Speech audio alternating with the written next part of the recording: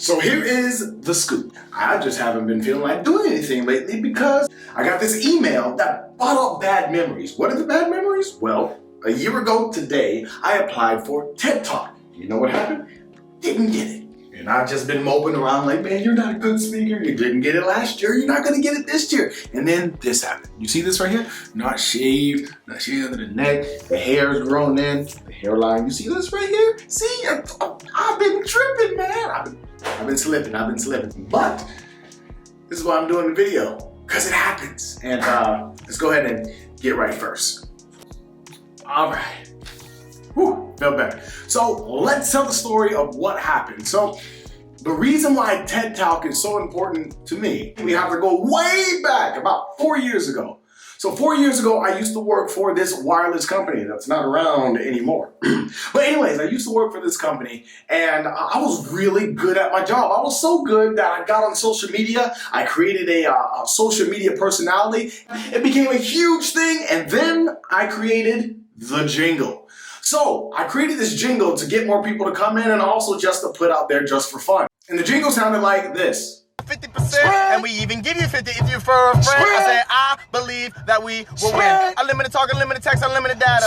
See, we won't slow you down, so it won't even matter. So I put that jingle out and it exploded. Everybody in the company, they loved it. They're like, yo, this guy is awesome.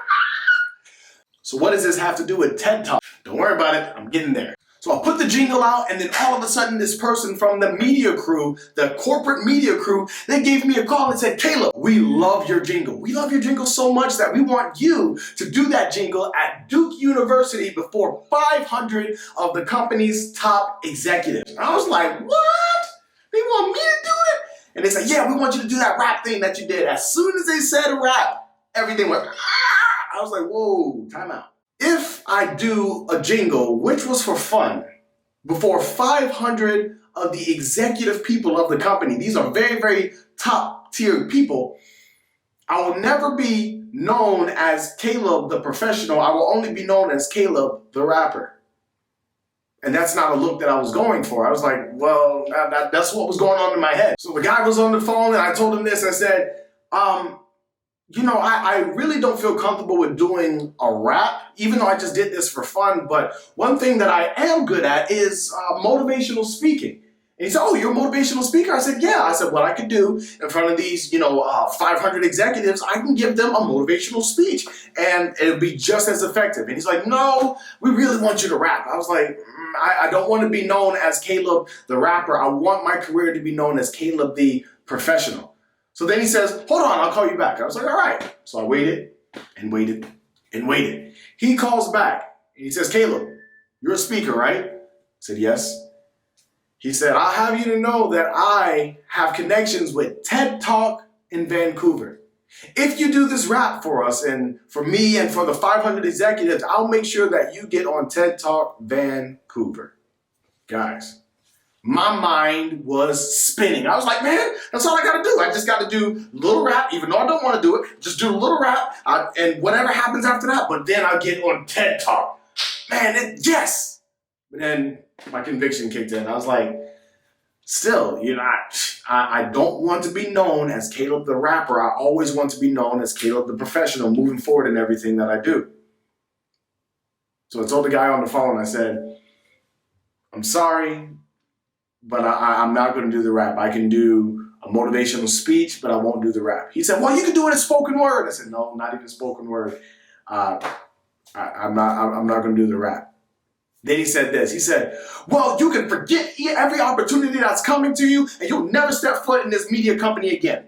And he hung up the phone. Guys, I felt this big. I'm saying to myself, all you had to do was say yes and then go do the rap thing and you would have been on TED Talk. You would have been on YouTube. People would have been seeing you. Your career would have totally taken off if you just would have compromised. If you just would have compromised. But I didn't. So now fast forwarding into the future. About 3 years ago, I applied for TED Talk for the first time. I didn't get it. Then after that, I got really good at my speaking and I began to polish myself and really study and hone in on my skill. Then after I met another speaker and him and we were working together and we applied for TED Talk the following year. Guess what? he got it and I didn't. Man, I was upset. I was like, are you kidding? And my mind's like, see, you should have just did your rap thing and you would have been on TED Talk.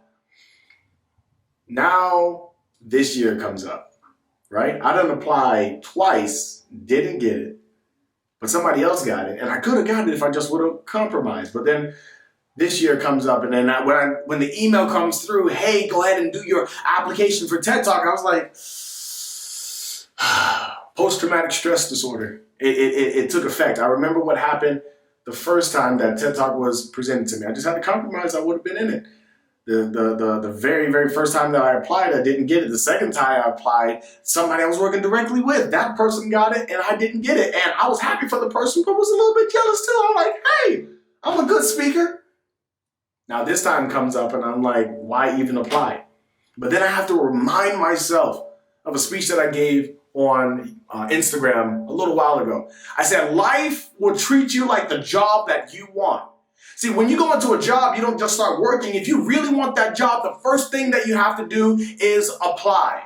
After you apply, then they call you in for an interview and they ask you some hard questions, some questions about your past, some questions about your present, and some questions on what you plan to do in the future. They go over your resume, and after they ask you all these hard questions, then they say, thank you, we'll be in touch. Why? Because they have other people to interview for the job that you're going for. Now, if you're not qualified and they don't need you, they'll call you and say, I'm sorry, but we went in another direction. But if they decide to get you, you hear those words that you really love to hear. It says, you're hired. H-I-R-E-D. See, life treats you the same way. See, the things that you want, the goals that you have, if you want those things, what you have to do first is that you have to first apply to give yourself a chance. Once you apply, then life is going to ask you some questions. Life is going to see if you're serious about the goals that you want. Life is going to question you about your past. Do you think your past is going to get you to this next level that you want to be? Your present. What are you doing right now to prepare yourself for your future? And also, life is going to ask you, what does your future look like if you get this thing that you want? And the other thing is, life is going to say, oh, thank you, we'll be in touch. Why? Because there's other people that want what you want. There's other people that want to be a speaker. There's other people that want to be an entrepreneur. There's other people that want the position or the dream that you want. So you're not the only one going for it. Lots of times life calls back and say, unfortunately, I'm not picking you this time because it's not your turn. Realize it's not failure. It's not something that you probably did wrong. It's probably just not your turn yet. But if it's not your turn, don't turn around and pout. Just take a next step up because you could be next in line. But it could get to a situation where life calls you up and say, you know what? You've done everything that you need to do. You're in the right place at the right time. It is your turn. You've prepared when you didn't have opportunity. Now that you have the opportunity, I'm taking you higher. H-I-G-H-E-R. See, life wants to take you higher into things that you want to do, but first, to give yourself a chance, you have to apply. You have to go through life's interviewing questions. Sometimes question yourself, am I ready? And if you're not ready, get yourself ready. So when that opportunity comes, it takes you to a higher level. So now, right after this video, I'm going to go apply.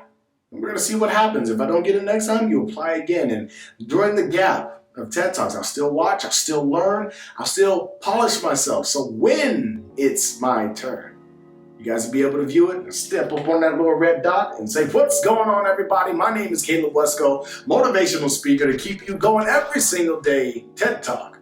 Let's get motivated. But until then, I just keep on applying. Let's get motivated.